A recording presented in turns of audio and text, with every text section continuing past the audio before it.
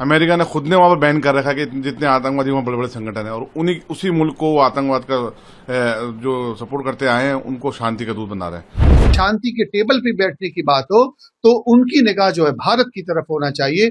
देखिए, ये तो बड़े हास्यास्पद बातें हो रही हैं कि पाकिस्तान जैसे मुल्क को मीडिएटर बनाया गया है, जिसका एक बहुत पुराना काला अध्याय दुनिया के सामने मौजूद है कि किस तरीके से उन्होंने आतंकवाद को बढ़ावा दिया, आतंकवाद को सपोर्ट किया, और वही शांति के दूत आज बन रहे हैं।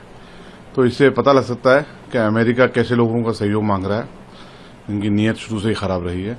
और जब मीडिएटर कमजोर होते हैं तो वार्ताएं ऐसे विफल होती हैं। यही अगर आज भारत जैसे बड़े मुल्क होते मीडिएटर के रूप में और शांति के दूत के रूप में, अगर इनसे आग्रह किया जाता तो बिल्कुल मजबूती के साथ वार्ता होती और मजबूती के साथ ये एक कोई ना कोई सहमति पत्र भी बनता। लेकिन वहां के आपने कल देखा होगा जो लैंग्वेज वहां के मिनिस्टरों की है कि ऐसे हो रहा है जैसे कोई बहुत बड़े बादशाह को उन्होंने बुला लिया और उसके पीछे कैसे हाथ बांध के घूम रहे हैं। विफल होने का सबसे बड़ा कारण यही है कि पाकिस्तान जैसे कमजोर मुल्कों को वार्ता के लिए मीडिएटर बनाया गया, और उन मुल्कों का जिनका बैकग्राउंड शुरू से ही खराब है।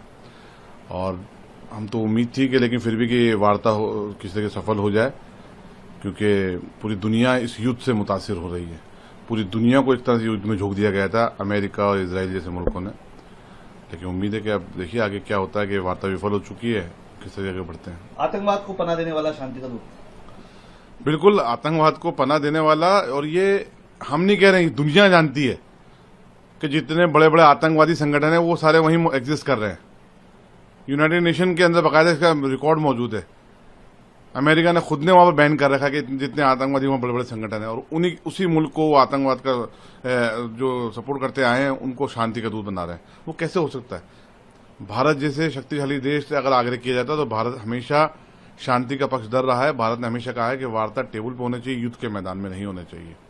और जैसा बीज बोया अमेरिका ने, वैसा ही उन्होंने फसल पाई है, कि जिसका नतीजा यह है कि आज वार्ता विफल हो गई है। पाकिस्तान में जो कुछ कल हुआ और अमेरिका जो वापस गया, किसी भी निगोशिएशन का कोई हल नहीं निकला।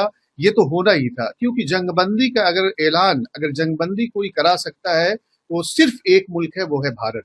आप ये देखिए कि जिस तरीके से दुनिया में बदअमनी का माहौल है, अमेरिका और ईरान के दरमियान जंग हो रही है और इसमें बिल्कुल एक पूरी दुनिया में हाहाकार मचा हुआ है। इस हाहाकार में कॉर्नर पे बैठने की बात हुई पाकिस्तान में। आप ये देखिए कि वो कैसे शांति का दूत कैसे बन सकता है, जो खुद एक सिंबॉलिक है शांति के लिए।